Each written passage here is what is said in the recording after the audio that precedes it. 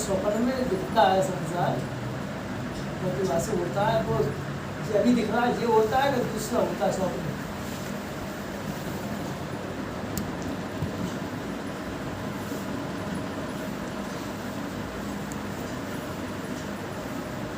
मुझ आत्मा की तीन सत्ताएं हैं।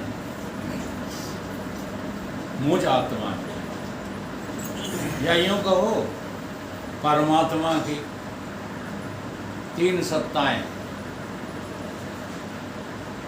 उन तीन सत्ताओं के नाम है व्यवहारिक सत्ता, प्रातिभाषिक सत्ता और परमार्थिक सत्ता। अब देखो, व्यवहारिक सत्ता में जितना कुछ होता है वैसा ही संस्कारों के अधीन प्रतिभास होता रहता है। जन्म जन्मांतरों के संस्कार और वर्तमान के व्यवहार के संस्कार, जन्म जन्मांतरों के व्यवहारों के संस्कार, ये सब इकट्ठे होकर के प्रतिभास होते रहते हैं। इसका अर्थ समझे?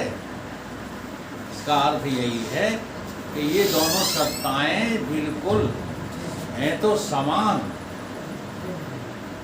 दोनों एक जैसी हैं। जैसी व्यवहारिक सत्ता है तैसी ही प्रतिभाषिक सत्ता है। और ये दोनों सत्ताओं को जो जन्म देता है, इनका जो पिता है वो है आत्मा का अज्ञान, और माता है इसकी माया। माया के द्वारा ही स्वाप्निक सत्ता और व्यवहारिक सत्ता, प्रातिभाषिक सत्ता और व्यवहारिक सत्ता दोनों को जन्म मिला है। लेकिन पिता कौन है इसका? आत्मा का अज्ञान।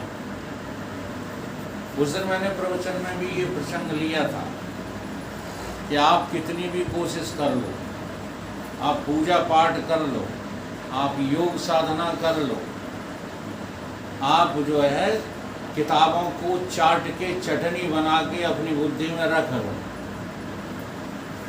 मंत्रों के द्वारा सारे संसार को जीत लो, उसके पश्चात भी सतगुरुदेव के ज्ञान के बिना आप कभी भी इस संसार से मुक्त नहीं हो सकते। तो ये दोनों जो सत्ताएं हैं वो हैं तो बिल्कुल समान, ठीक है, लेकिन इन सत्ताओं के समय काल में अंतर है। क्या अंतर है? जब व्यवहारिक सत्ता होती है उस काल में प्रातिभाषिक सत्ता नहीं होती है, सेम टू सेम, लेकिन काल का विभाजन है।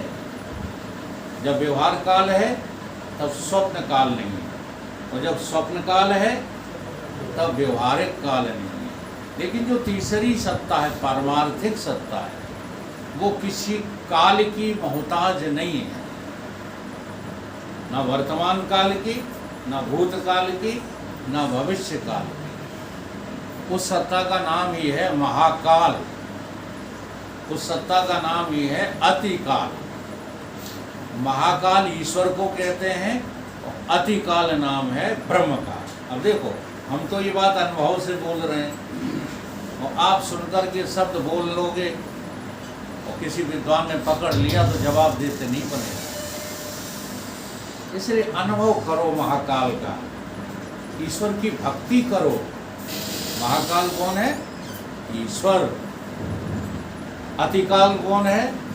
ब्रह्म। जब तक तुम भक्ति नहीं करोगे भगवान की, अच्छा भक्ति करना क्या है? व्यवहारिक सत्ता में भक्ति करना क्या है? व्यवहारिक सत्ता को नकारना ही भक्ति करना है।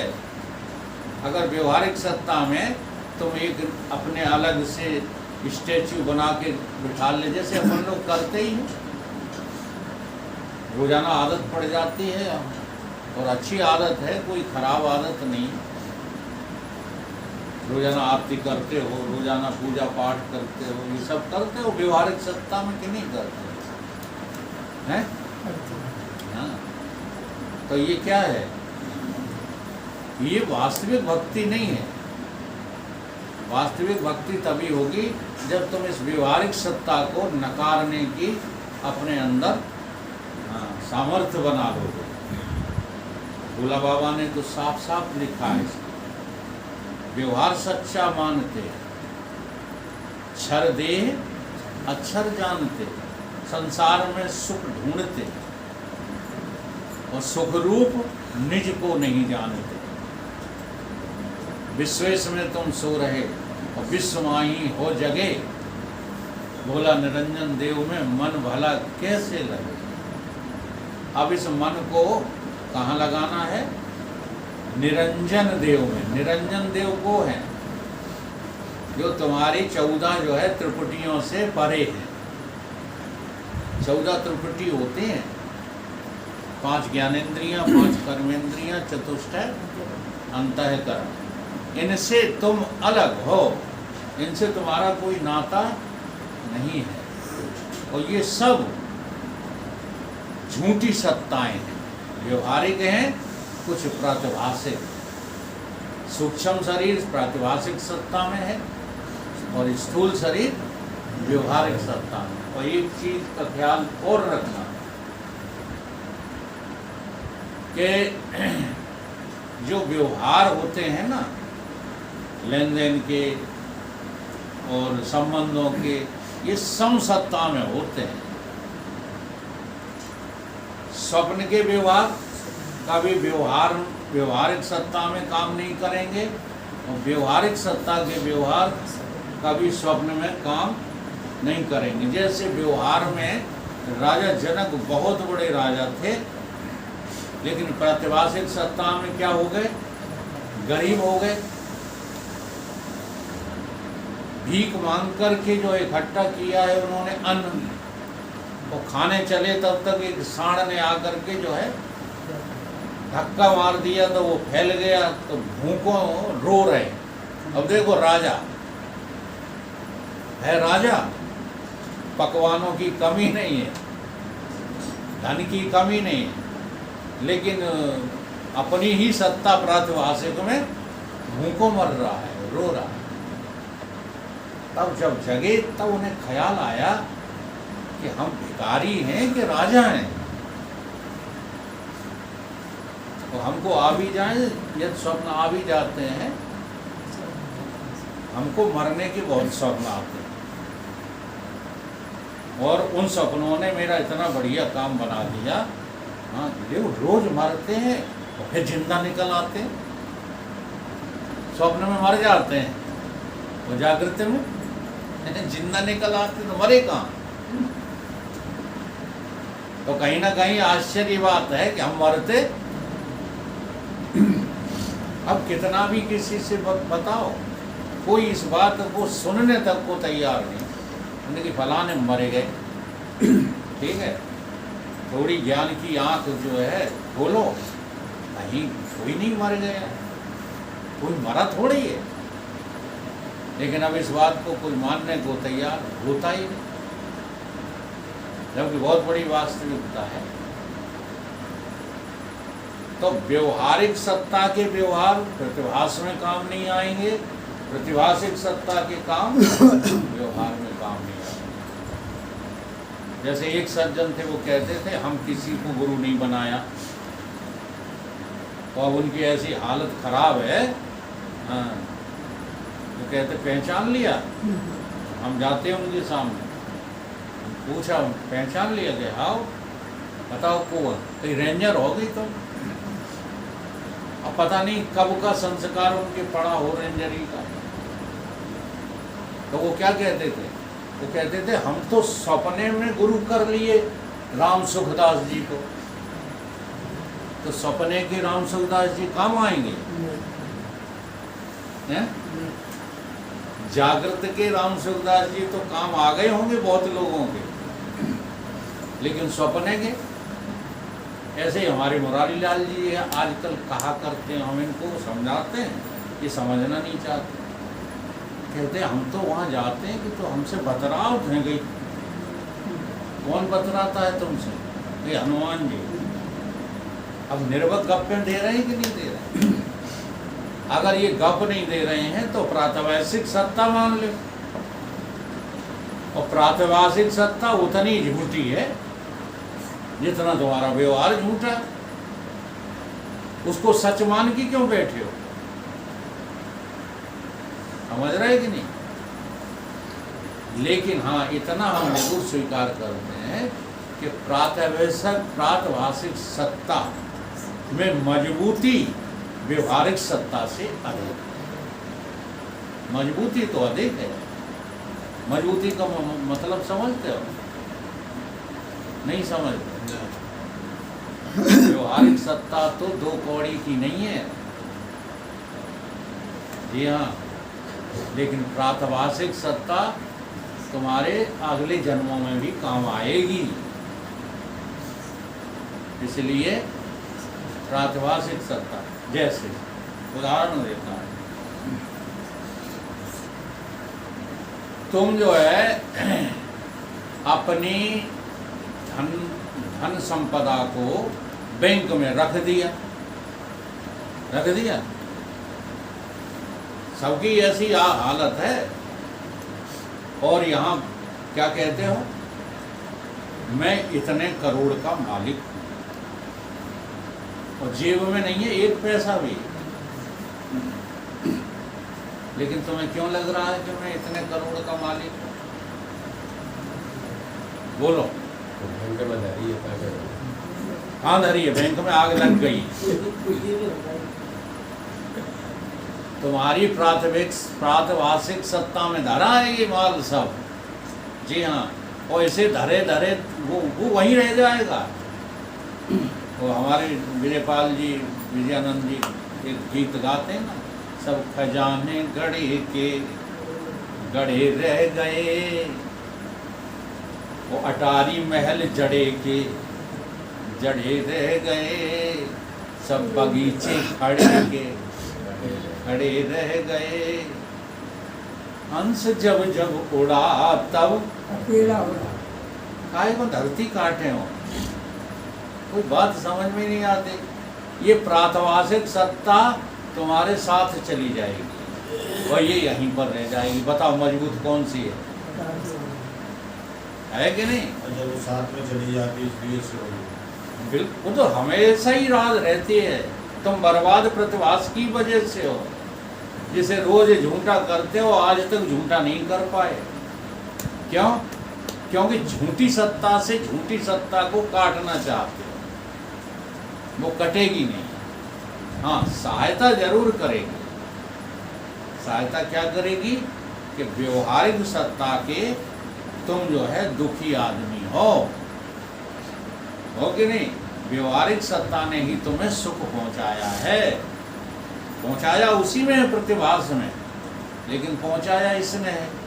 तो अब इन सुख दुख जन्म मृत्यु हानि लाभ से बचना है तो व्यवहारिक सतगुरु के चरणों को तुम्हें जो है वंदना करनी ही पड़ेगी, उनकी शरण में रहना ही पड़ेगा, वेद शास्त्रों को छाती से लगाना ही पड़ेगा।